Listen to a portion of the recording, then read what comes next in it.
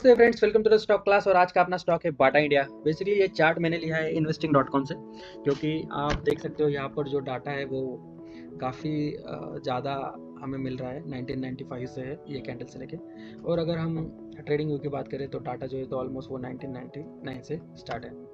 तो प्रॉब्लम ये होती है डाटा अगर ज़्यादा रहेगा 3-4 ईयर्स का, तो चार्ट्स समझने में काफ़ी ज़्यादा आसानी होती है।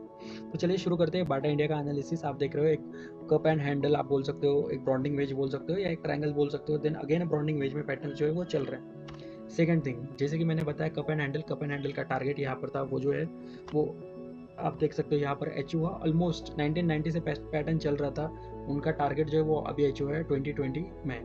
तो ऑलमोस्ट आप समझ सकते हो 20 ईयर्स लगे ये पैटर्न अचीव करने के लिए। जो ये पैटर्न थे जो बात कर रहा था मैं बेसिकली, कि एक ब्रॉन्डिंग वेज ये वाला जो आप यहाँ पर देख रहे हो, ये ब्रॉन्डिंग वेज ऑलमोस्ट आप देखते हो सेम पैटर्न में चल रहा था। देन ये पैटर्न शिफ्ट आर्ट्स ने और ये एक ट्रायंगल में चला गया। आप इसे ट्रायंगल बोलो या कप एंड हैंडल बोलो, जो बोलना है। टारगेट तो वही आने वाले जो उसने 20 ईयर्स के बाद अचीव किए। देन अगर हम बात करते हैं स्टॉक नेचर के एनालिसिस के बारे में, तो हमें ये पता चलता है कि बेसिकली टाइम जो ये पैटर्न को लगा ऑलमोस्ट 189 मंथ्स लगे। 16 ईयर्स पैटर्न फॉर्म होने में लगे और 9 ईयर्स पैटर्न के टारगेट कंप्लीट होने में। तो आप समझ सकते हो 25 ईयर्स लग गए एक पैटर्न को अपना टारगेट कंप्लीट करने के लिए। लेकिन रिटर्न जो जनरेट करके दिया वो मैसिव था, 1500% रिटर्न। अगर आप डिवाइड करते हो तो एनुअली 60% प्लस डिविडेंड, वो अलग से ऑसम, राइट। लेकिन अभी जो हम सिनारियो देख रहे हैं, 7 साल से स्टॉक ने 1900 क्रॉस नहीं किया है और बिलो 200 क्लोज नहीं हुआ है। तो ये हमारी स्टाइल ही वैसी कि हम रेंज बाउंड स्टॉक लेके आते हैं। तो आपके सब लोगों के मन में ये होगा आप रेंज बाउंड स्टॉक लेके आते हो।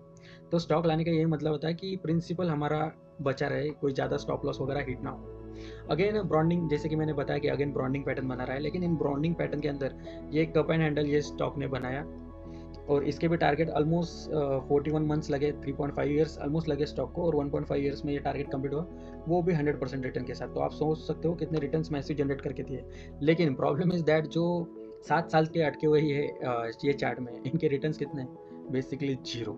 क्यों? क्योंकि अगर आप यहाँ से स्टार्ट करते हो, ये 2020 की कैंडल है, अगर आप यहाँ से स्टार्ट करते हो 2018 से लेकर 2025 तक ऑलमोस्ट 7 ईयर्स, और आप देख सकते हो वही अभी भी वही कैंडल यहाँ पर चल रही है। तो यही अपॉर्चुनिटी है हमें। अगर ये ब्रॉन्डिंग पैटर्न हम लेते हैं, ऑलमोस्ट है ही वो, तो उसमें डिसेंडिंग ट्रायंगल जो है वो चल रहा है। डिसेंडिंग ट्रायंगल जो बेसिकली पैटर्न होता है वो होता है बेरिश पैटर्न, और ये जनरली कंटिन्यूएशन पैटर्न माना जाता है। तो इसका अगर ब्रेकडाउन वगैरह होगा तो चार्ट यहाँ तक आ सकता है। ब्रेकडाउन आता है तो सॉलिड ब्रेकडाउन आएगा चार्ट में, और करेक्शन ऑलमोस्ट हमें 50% तक ले जा सकता है। नाउ व्हाट, इतनी सारी बक तो हो चुकी है, लेकिन इसमें करना क्या चाहते हो, ये टाइप की फीलिंग आ रही होगी। तो ये हम लिंक कर सकते हैं LIC के साथ। चलो हम मान लेते हैं कि हमें एनालिसिस कुछ आता नहीं है, जो देख रहे हैं वो डाटा सब फेक है, लेकिन LIC क्यों इतना इंटरेस्ट ले रही है चार्ट में? तो इंटरेस्ट ले रही है क्योंकि आप देख सकते हो 2.21% था 2022 में।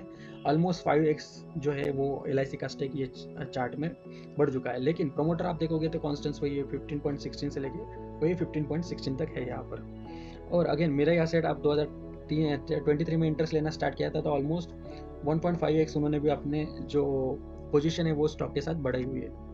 LIC की एक्टिविटी हम अगर देखें तो ऑलमोस्ट LIC भी 33% माइनस में है, क्योंकि LIC ने यहाँ पर बाय किया है फर्स्ट, देन सेकंड बाय किया। तो ऐसे वो उनका भी एवरेज मुझे ऐसे लग रहा है, प्राइस तो नहीं बता सकता, तो अभी ये प्राइस के करीब ही होगा, ऐसे मान सकते हैं।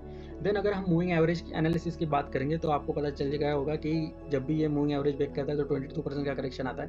ऑलमोस्ट 22% का करेक्शन ये स्टॉक ने दे चुका है। अगर बिग करेक्शन है 50% की, तो 50% करेक्शन के लिए स्टॉक को आपको भी पता है किस वैल्यू पर आना चाहिए, जो ब्रॉन्डिंग वेज पैटर्न में हम देख रहे थे। अगर हम AVWAP लगाते हैं, AVWAP के सिनेरियो लगाते हैं, फिर भी आप यहाँ पर देख सकते हो कि अच्छा खासा सपोर्ट लिया था। सपोर्ट के पहले ही स्टॉक हाई लो में चला गया, फिर अभी स्टॉक वहीं पर नज़दीक आया है। तो सोच सकते हो क्या हो सकता है स्टॉक के साथ में। देन वॉल्यूम प्रोफाइल की अगर हम एनालिसिस करते हैं तो सबसे ज़्यादा वॉल्यूम्स यही कई प्राइस के आसपास आए हैं ये स्टॉक में। और वॉल्यूम कौन बढ़ा रहा है वो आपको भी पता है, no only and only LIC। Then अगर हम बात करते हैं फिबोनाची लेवल्स की, तो फिबोनाची लेवल्स पर आपको भी पता होगा स्टॉक ऑलमोस्ट 0.786 से जब जब यहाँ पर आया है तो अच्छा खासा सपोर्ट्स यहाँ पर स्टॉक ने जो जनरेट किया है। लास्ट टाइम भी आया था स्टॉक यहाँ पर, अच्छा खासा सपोर्ट जनरेट किया था।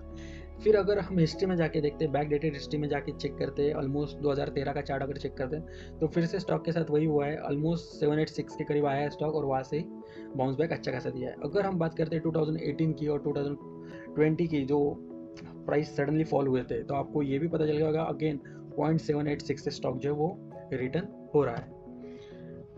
तो अभी क्या, तो अभी बेरिश पैटर्न हो गए, अच्छे खासे रिटर्न्स हो गए, जीरो रिटर्न्स भी हो गए, लेकिन सबसे बढ़िया पैटर्न जो मैंने ये चार्ट में देख रहा हूँ वो है pole and pennant pattern. Basically continuation pattern होता है। फर्स्ट जैसे कि आप कैरेक्टरिस्टिक्स देख रहे हो यहाँ पर, शार्प अप मूव होती है, देन कंसोलिडेशन में चार्ट चला जाता है, फिर ब्रेकआउट होता है और जो टारगेट है वो अचीव हो जाते हैं।